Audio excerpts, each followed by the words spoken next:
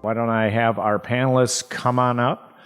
We have 4 panelists today. Again, we're talking about brand building for founders. Interesting backgrounds of my 4. Different perspectives on this topic. We have Dave Herod coming up here first. Dave is founder and CEO of MyStride.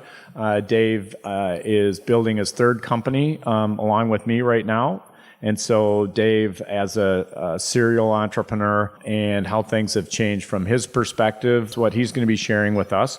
And then Stina in the middle, also a serial entrepreneur, and she'll share some insights about brands and marketing from an international perspective. And then to my immediate left, Paul Moody. Paul's at Faribault Woolen Mill Company. So Paul will be talking about having an established brand and then restarting that. And then last but not least, Aaron Keller from a agency perspective. Aaron is co-founder and CEO of Capsule. So those are our 4 panelists, but why don't you all take just a moment to share a little bit more. Paul, you're to my immediate left. Let's start with you. So, well, my background is when I went to the University of Minnesota, went to business school, went to law school, worked for a big accounting firm in a tax area, practiced law, and then I found out that the other side of the table when I was doing business law seemed far more interesting, and so that got me into the business world in the 90s with a company that went for 12 years and we sold, and then it was in 2011 that we bought the Faribault Woolen Mill Company. But I just loved the business side of the table and the broad exposure that it gave rather than being sort of focused in a special area. So I've been very fortunate to be able to be in the business space. Great. Well, thanks for being here. Stina, tell us a little bit about your background. Yes, well, I'm born and raised in Norway, and I started my first company when I was 21. It was a gas station in Oslo, and I started to make and sell Norwegian waffles, and after 4 years only thing I made more money on was my car wash. So I started a waffle company in Norway, which grew to be the 2nd largest waffle company there. And then I love my country, but it's only 5.5 million people. So I was intrigued by the 330 millions that lives here in America. And I was looking for Norwegian waffles, the heart-shaped waffles, and I couldn't find them, but I did find 6 stores of Eggos.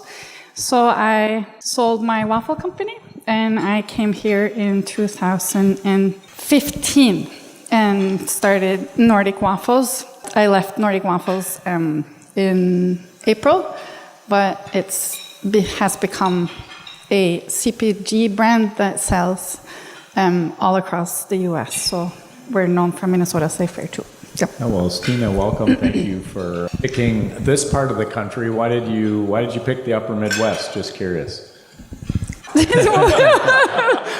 Why do you leave a cold country to an even colder? The reasons he sits there. It's Eivind. I actually went to first when I came because I didn't know anybody, and so I went to the San Francisco, the New York. I was in Nashville, and I was just a small fish in a big, very big sea. And then I went back to Norway, and then I got connected to this guy called Eivind Heiberg, who was then the president of Sons of Norway. And I called him, and he said, "They need Norwegian waffles in America. Come here, we can help you." So that was enough for me to return here. And then I didn't actually know the large Scandinavian community that was here. I mean, people are more Norwegian than I will ever be here.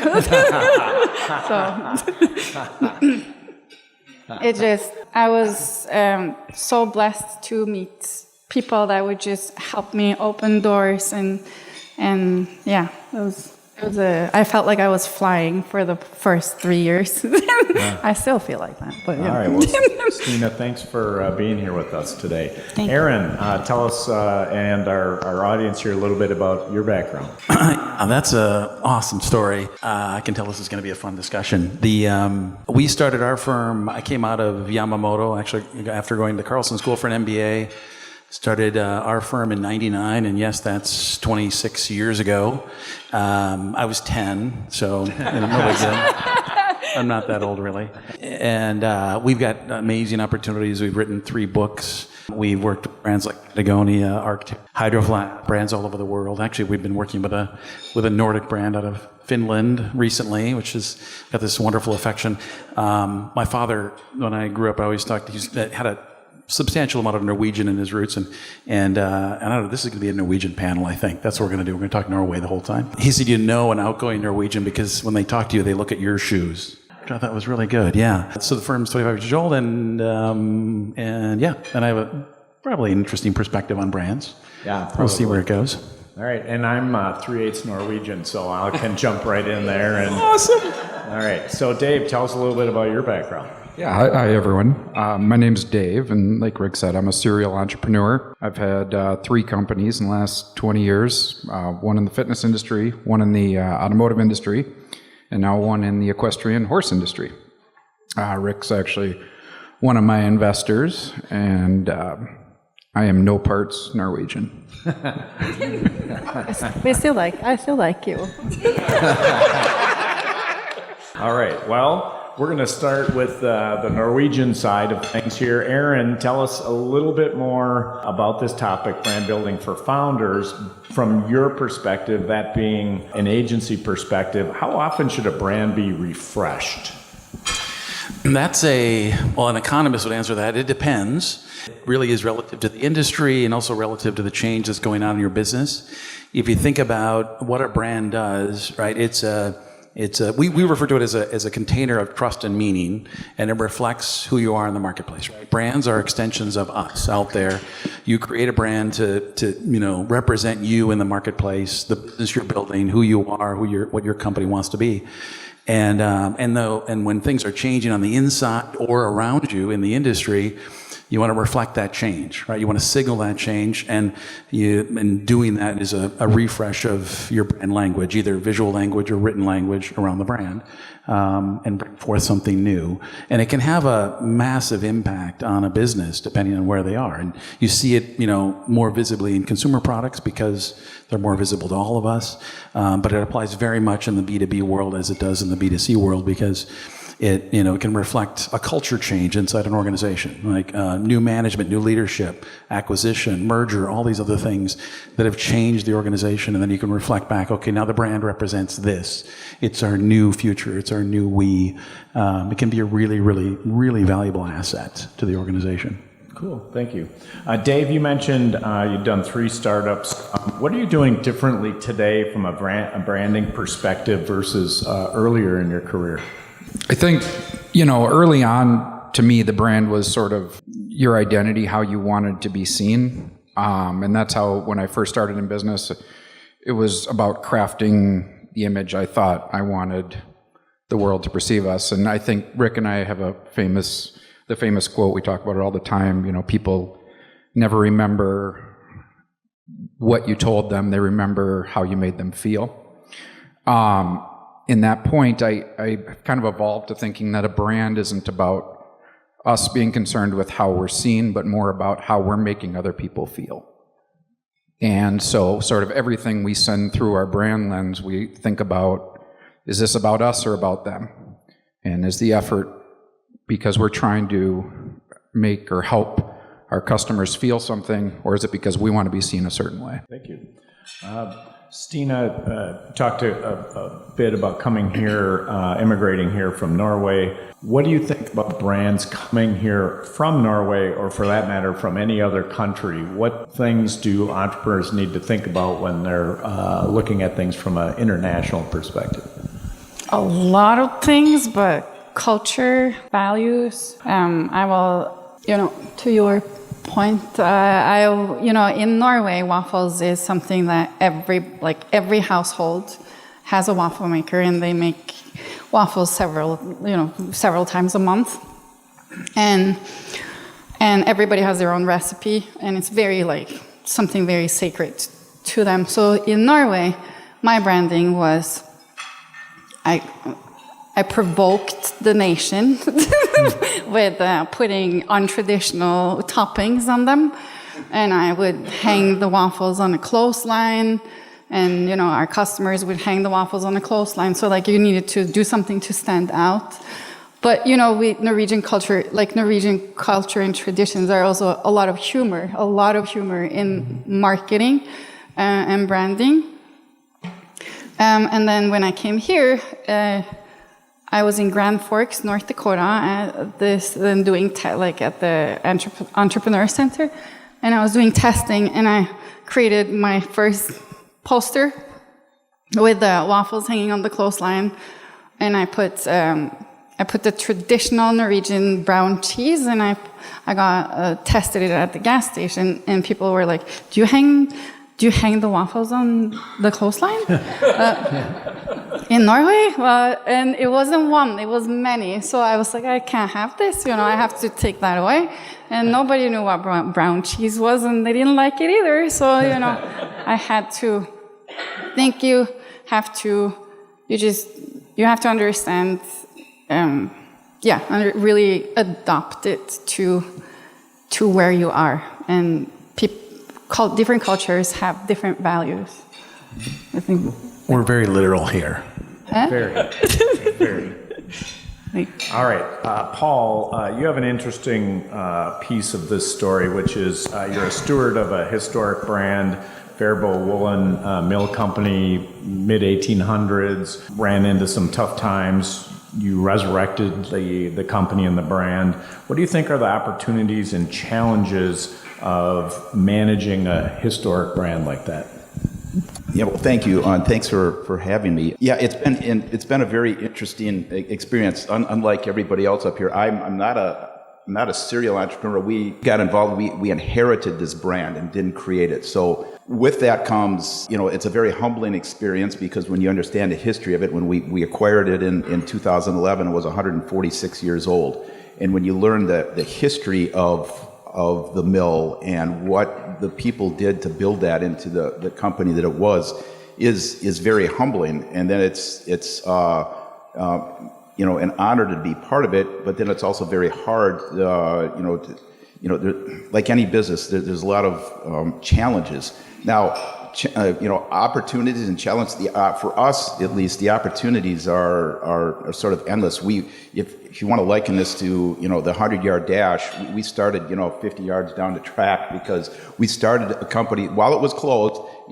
Everything was there. The building was a mess. It had been shut down, but it was all there. The story was there. The facility was there. The history was there. The product and everything that was there. So the opportunities, from our perspective, were wonderful, because of when we bought the assets. And there's a lot of assets. There's a building, there's equipment, and there's 175,000 square foot of space with all this stuff that can make these beautiful blankets.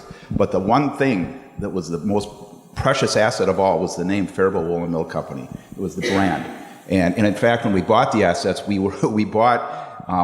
time we bought them from somebody who had bought them out of foreclosure. So all we had was the right to use the name Faribault Woolen Mill. We didn't actually have the name, but if we couldn't have gotten a name, if it was going to be Paul and Chuck's Blanket Company, nobody'd care. You wouldn't have me on the stage today.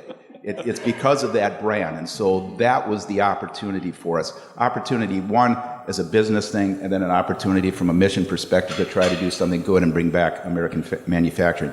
The challenges, of course, are starting something that had, you got to start from scratch.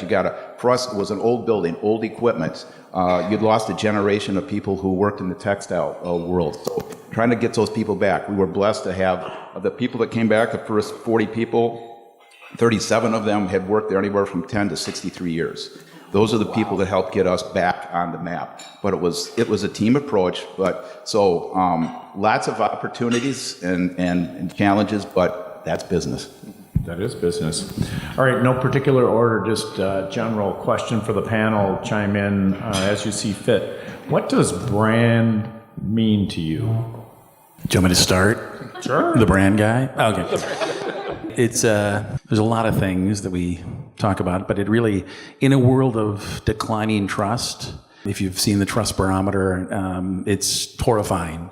But yet, the safe haven is brands that represent the best of us, right? I mean, if you design a brand for your business or your product, you can choose to say this is going to represent the good things that we are and that we want to build, right? And something we can aspire to. It's not necessarily you put the flag way out there and say that you're something you're not, but get to the core of who you are and define the brand around the best that you are and you want to be.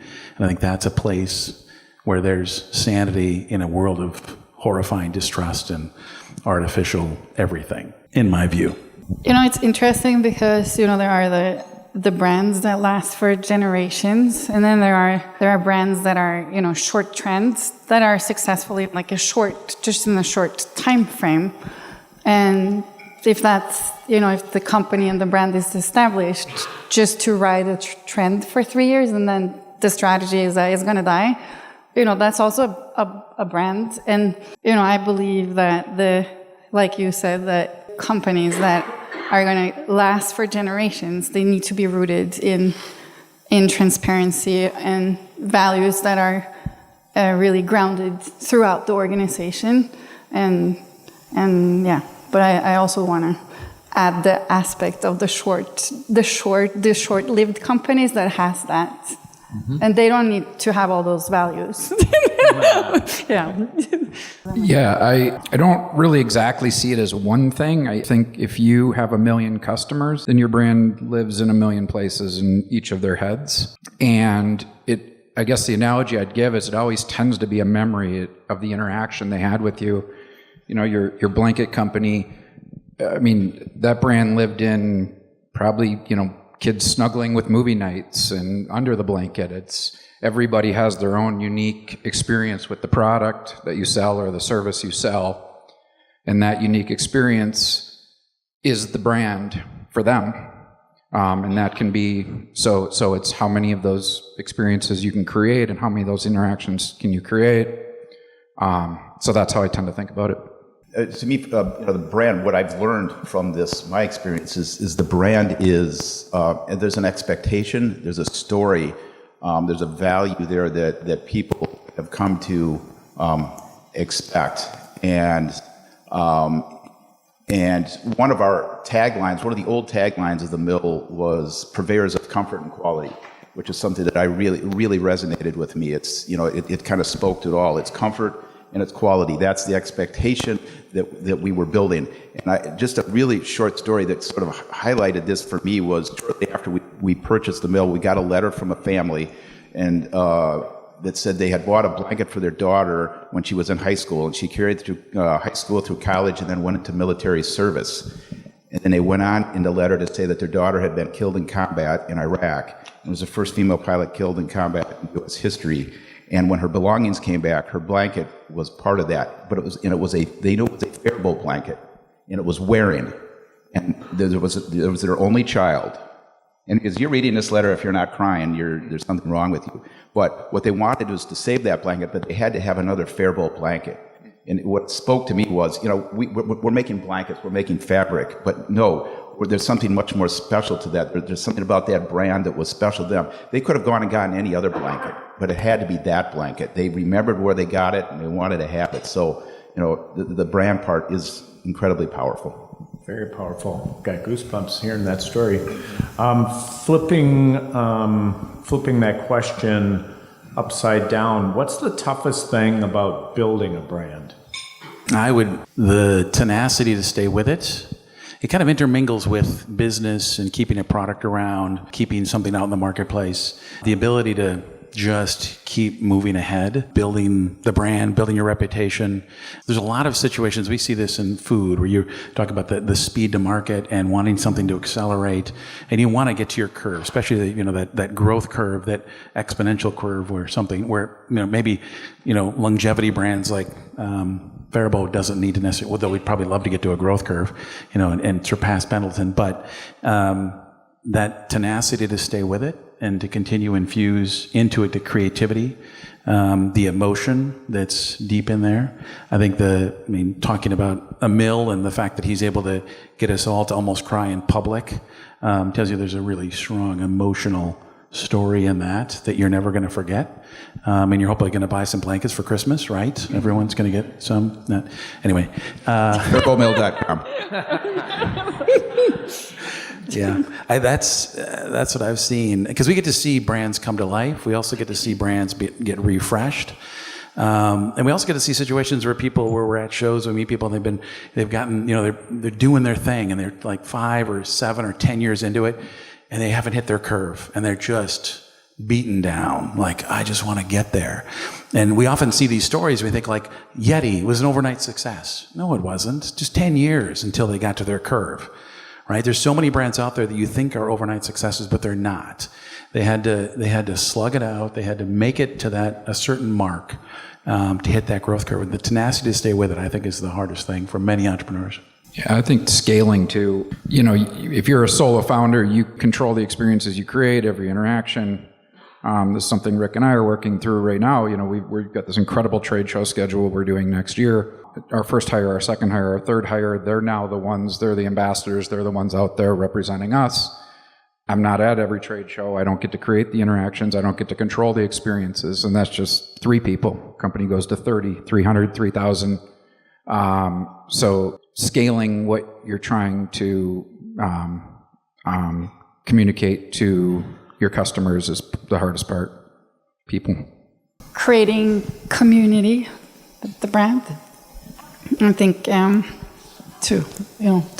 what you said, that you have to work really hard to stand out, because there's a million of brands out there. And how do you stand out? How do you make a difference? I do believe that you make a difference by making people feel something and be part of something. And as you grow, it's easy to lose track of who you really are. I worked with Sunny over here, and she created. At a point, Nordic Waffles was growing, and I had a lot of things in my head, like post-it notes. My house is plastered in post-it notes. Anyway, she created the brand house for Nordic Waffles, and it was like creating a home, and it really put the guidelines for how to continue to build. And so it's also, as you grow, it's to stay true to your values, and that your organization, from the board to the floor, knows who you are, and that is the culture in the company. Yeah. Thanks, Paul. I took the words out of my mouth. Staying true to your values is a really key thing, and particularly from my perspective on a company of our age and history, is obviously we want to continue to grow, but stay true to those values. What made this a great company, and how did they build this brand, and kind of try to stay within those guidelines. Of course, as time evolves, things change, and we're doing different. We're making wool blankets and wool throws, but the styles and things we're doing, I think, are terrific and helping us grow. And I think one important thing is, we all talk about growth. It seems always we want to grow. Well, you want a successful, profitable, sustainable company. And sometimes if your total focus is on growth,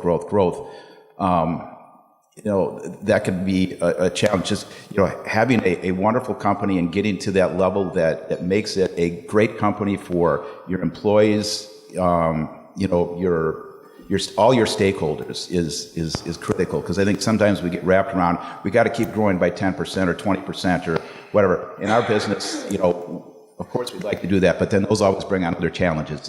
For us, because we're a manufacturer, we don't just call up somebody and say, ship us another, 5,000 units. We got to make those 5,000 units or 10,000 units, and those can be a challenge. So there's a lot that goes on there, but I think it is staying true to your values. If there's a limited budget, or it's an early stage company that doesn't have a lot of money to put towards brand, what do you think are some of the least expensive things that business leaders can do to improve their brand? Yeah, I would writing stuff down, writing a lot of stuff down about brand, writing things like archetypes, writing down the personality you expect, writing down how you expect your brand to behave, literally physically writing it down, not typing it into a computer. There's something very strong about that, not forgetting that we need to have that physical thing happen. Those can be really powerful in just being consistent about the brand you're putting out there, the brand you're building. And every business, even Post-it note, was make some, sell some, make some, sell some, right? And so you continually building on that, hopefully finding the appropriate amount of growth so you can start to fund it more. The stronger the brand you build, the less you have to pay in the form of a tax, which is called advertising. Tax, which is not mine, this is Robert Stevens, founder of Geek Squad. Advertising is the tax you pay for not being interesting, right? So if you can find the things that are interesting about you, strong emotional story, incredibly good and amazingly creative waffles.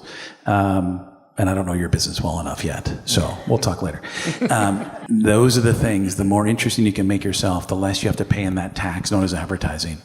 Because that's where the big spend is, honestly. This is for us, this is a pretty simple one, but it may sound kind of silly. We do tours down at the mill, and it's a very inexpensive way to have people come into the facility and they get to tour and see how we do what we do. And there's two things that I love about it. One is, particularly if I get to do the tour, it brings me back to why we're there and all that's been accomplished. You know, you can get frustrated and you can get fatigued, but you give the tour, you tell the story. And one of the things I love is oftentimes when you do the tour, people come to the mill, they come in, we have a store in the mill, they come in and they're looking at stuff and they'll go, wow, why is this $300? Then they do the tour and they come back and they go, why is this only $300? And because they've seen the story, they get what we're doing. And I like to think of it as, you know, the old, you tell two friends who tell two friends. You know, if we run 3,000 people a year through there, they go back and they say, God, I went down and I saw the woolen mill. I went through this tour. And then somebody else comes. And you know, that can be even more powerful than an advertisement or anything else. It's the hands-on and the visibility of it. So that one for us has been a really great, super inexpensive effort. Quite frankly, they come back, they buy stuff. So it's probably, we make money on it. We have an anchor with our brand. You know, our anchor is trying to support horse riders in their mission to be better horse riders. We're pretty passionate about that, and underwriting that idea of support and supporting somebody in their passion for something. One of the things we do that's extremely low cost, high reward, is we do social media engagement, but we don't look for popular posts. We actually look for the opposite. We look for horse riders who are putting out posts of themselves doing things, and they have no likes, they have no comments. And we have a team of people that actually all they do is engage on that, to be the first person to support them, to be the first person to like their post, to be the first person to say something reassuring to them. You know, it's not a scale. They're the only person seeing it. It's an audience of one, but it kind of underwrites that. And we do, I think we probably produce 12,000 of those engagements a week now. So that creates a tremendous amount of inbound, and it costs us very little. There is, all I did was guerrilla marketing in the beginning, and creating events for, like, learn your industry, who is your customer, who is your persona, who are the influencers in your industry, create something for them. I think, like, you know, influencers are, I think one voice doesn't matter so much, but if you create an army, they do actually have a lot of power. In the beginning, I would do speaking events, and I would always ask them, like, whenever you go into a store, can you ask if they have Nordic waffles? Nobody had it, but, you know, it's like, the more, just spread the word, you know, just get the name out. And then media, I was fortunate to spend time one time with Richard Branson, and he told me that the reason why he told me to make a waffle dress. I never did it, but He said that the reason you see me in the phone booths, like, in England, or in stilettos or all the crazy things that he does, is to just get attention, to just get a story out in the media. And, I'm not going to hang from the ceiling like him, but I brought with me the value of what he said. And, the media is always looking for stories. If you have a heart in your story and you have a story to tell, and they listen and they want to tell your story. And that's what I had. All right. Shifting gears to something that, from a branding perspective, obviously has been quite significant this year, Cracker Barrel. Why do events like this happen? And are they more common now, or just because of social media we see it? That's a trick question. Because we see it, they get amplified. The bad gets amplified. The good gets amplified. This, environment of the internet and how quickly things can spread instantaneously, really. I don't know that there's more of them, though I do have, that was a good example of someone or a team. And just to be clear, the firm behind that work, David Acker's firm, which is the most iconic brand strategist. He's written probably 5 or 6 books I've admired. I interviewed him for our first book, is most notable in that field. For them to make that horrific of a mistake, and it was definitely, you could blame the leadership team, you could blame the consultant, either one. They both played a role in that. I think the spread of it is faster and easier to get around, so it just amplifies something good or something bad. And that was obviously going bad very quickly. But if you're going to do a pop-up in New York for Cracker Barrel, and just guess how many Cracker Barrels there are in New York. Yeah, that's not going to go well. That's going to be tough across the board. There's a whole bunch of stories within that story that are good lessons for how to do it wrong, which is one of the best things to learn, right? Oh, don't do that, right? And knowing what they did wrong is the critical thing there too. So yeah, and I'd see that unique case as, I don't know about so much brand versus brand identity. The brand, I think everybody has a story at Cracker Barrel. I had good times with friends when I was young. I remember going there getting biscuits and gravy hungover. Those were great times.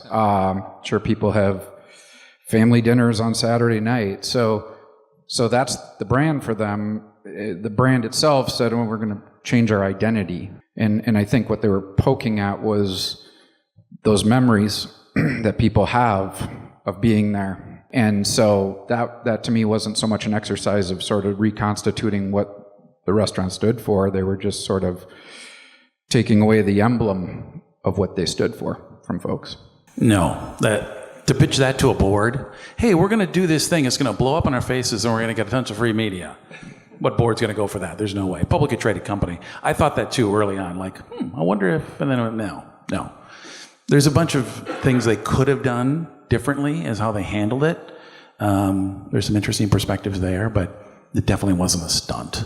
My thought on it is I think sometimes people think they know more than everybody else, or they've got all the answers, and they don't often listen to others, especially their customers. It seems this is something that could have been avoided by, if it's the idea, go out and explore it a little quietly and see what the take is on it, because it just seems like, and I just do, to me, it's like remain humble, listen to your employees, your customers, the stakeholders. Don't assume that you know everything. All right.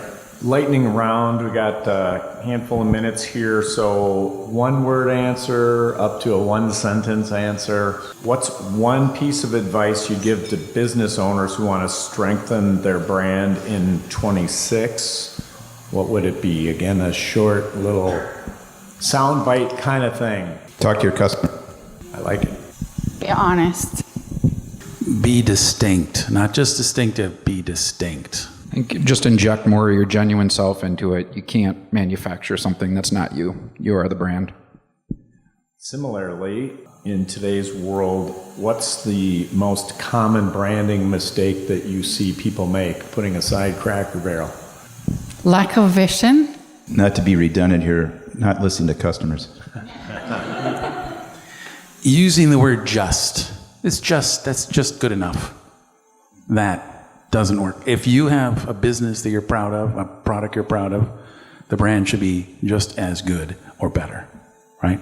Yeah, I think kind of along those lines, not making it clear what you stand for. If you get on a website and they don't know in 2 seconds sort of why you exist, that would be the most important thing. It's missing. If you had one, maybe you don't want to confess to it, but if you had one, you made a mistake that you regretted from a branding decision, what was it? I can write a whole book about that.